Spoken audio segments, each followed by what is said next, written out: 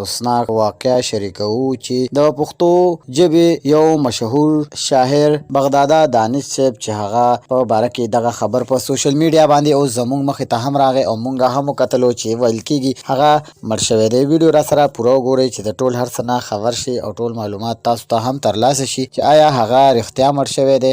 بغداده دانش صاحب خو به تاسو ډېر زیات ښه پېژندو چې هغه د پښتو ژبې یو غټ شاعر او په هر ځای کې خلک پیژني. بغداده دانش صاحب چې څه وخت مخکې د هغه په باره کې څه خبر راغلی و چې ویل کېدل هغه ډېر سخت بیمار دی او د بیمارۍ د وجې هغه په هسپتال کې داخل شوی و چې په هسپتال کې هم څه وخت تېر کړی دی. نو اوس چې دغه خبر د بغداده دانش صاحب راغلی دی چې پکې ویل کېږي هغه په حق باندې ورسېدو، نو د دې حقیقت مو چې مونږ ښکاره کړل او معلومات مو وکړل، نو د دې دا معلومه شوه چې بغداده دانش صاحب بیمار او ډېر سخت بیمار خو د هغه بیمارۍ علاج یې وکړو او الله پاک هغه ته روغ صحت ورکړو چې هغه اوس روغ جوړ او روغ رمټ دی. خو دا هسې چا پر پسې را جوړه کړې ده او ویلي دي چې بغداده دانش صاحب وفات شوی دی. خوږو دوستانو مونږ چې وکتلو مونږ یې هم ډېر زیات خفه کړو چې بغداده دانش صاحب مړ شوی دی، خو چې کله مو د دې حقیقت ښکاره کړو او معلومات مو وکړو نو د دې نه دغه معلومه شوه چې هغه مړ شوی نه دی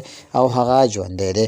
نو خوږو دوستانو دغه خلکو په باره کې بغداده دانش صاحب ویلي هم دي چې هېڅکله داسې نه وي په کار چې کوم انسان ژوندی وي او د هغه د مرګ فیصلې انسانان کوي، یعنې خلک کوي. دا یو عظیمه ګناه هم ده او د انسان زړه ازارول هم دي. خوږو دوستانو الله دې وکړي چې دغه خلک پوه شي چې کوم دغسې خبرونه خوروي او دا کارونه نه کوي. د ویډیو د کتلو مو ډېره مننه.